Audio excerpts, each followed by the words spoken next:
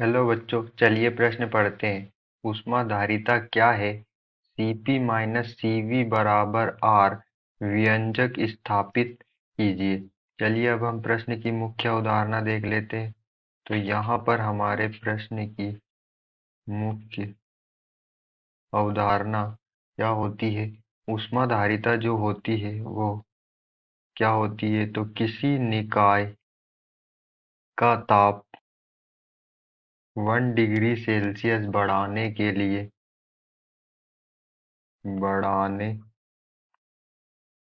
लिए आवश्यक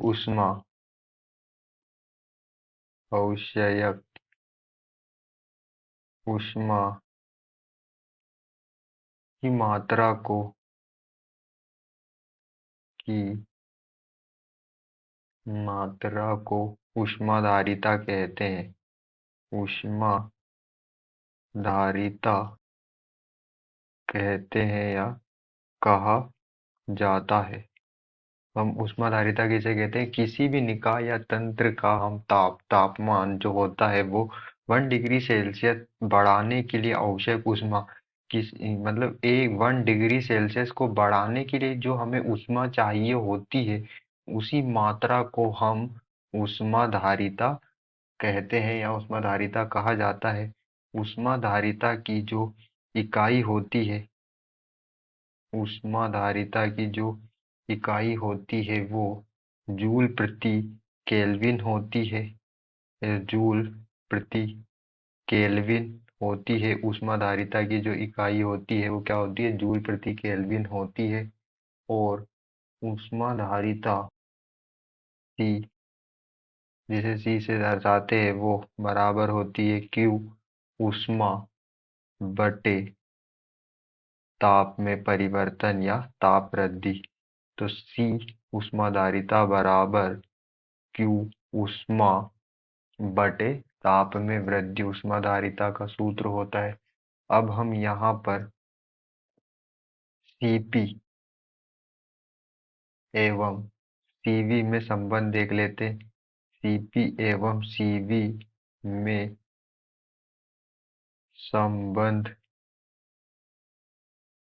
स्थापित कर लेते हैं। तो स्थिर आयतन पर ऊष्माधारिता क्या होती है? स्थिर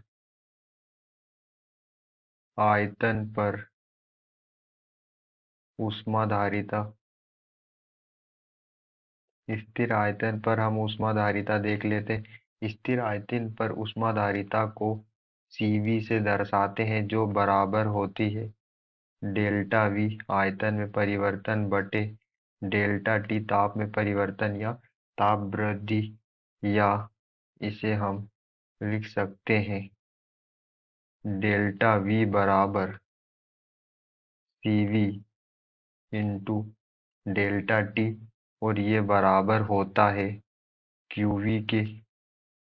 स्थिर आयतन पर ऊष्मा, यहाँ पर QV जो स्थिर आयतन पर ऊष्मा है, डेल्टा V आयतन में परिवर्तन, और Cv जो है स्थिर आयतन पर ऊष्माधारिता है, और डेल्टा T जो है ताप में परिवर्तन या ताप वृद्धि होता है। अब हम स्थिर दाब पर ऊष्माधारिता देख लेते हैं। स्थिर दाब पर ऊष्माधारिता स्थिर दाब पर ऊष्माधारिता क्या होती है? Cp स्थिर दाब पर ऊष्माधारिता को हम Cp से दर्शाते हैं, जो बराबर होती है डेल्टा H एंथैल्पी में परिवर्तन बटे डेल्टा T ताप में परिवर्तन। या फिर इसे हम लिख सकते हैं डेल्टा H बराबर Cp इंटू डेल्टा T, जो बराबर होता है Qp के। Qp यहाँ पर होता है स्थिर दाब पर ऊष्मा। अब आदर्श गैस के 1 मोल के लिए हम आदर्श गैस के 1 मोल 1 मोल हेतु पीवी जो डेल्टा एच होता है एंथैल्पी यहाँ पर जो डेल्टा एच है वो एंथैल्पी बराबर, एंथैल्पी में जो परिवर्तन होता है डेल्टा एच वो बराबर होता है डेल वी प्लस आयतन में परिवर्तन प्लस डेल्टा पीवी, दाब और आयतन में परिवर्तन। अब डेल्टा एच बराबर डेल वी प्लस, यहाँ पर आदर्श गैस समीकरण के लिए पीवी इज इक्वल टू होता है एन आर टी। यहाँ पर एन जो है वो मोलों की संख्या है, तो मोल की संख्या यहाँ हम 1 मोल के लिए ले रहे हैं, तो यहाँ पर पीवी बराबर हो जाता है आर टी।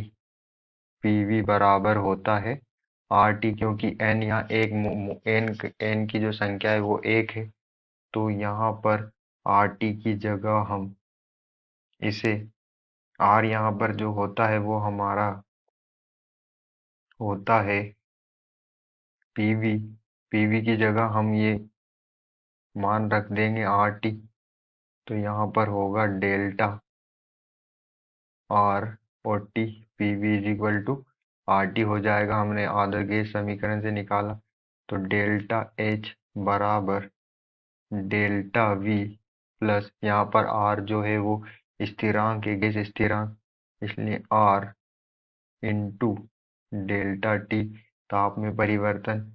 अब यहाँ पर हमारा जो डेल एच है, डेल एच एंथैल्पी में परिवर्तन, वो बराबर होता है Cp इंटू डेल्टा टी, तो यहाँ पर हम मान रख देंगे Cp इंटू डेल्टा टी। हमने डेल एच एंथैल्पी में परिवर्तन का मान रखा और हमने देखा कि जो हमारा डेल्टा वी है वो बराबर होता है Cv इंटू डेल्टा टी के, तो डेल वी का मान हम रख देंगे Cv into delta T plus R into delta T.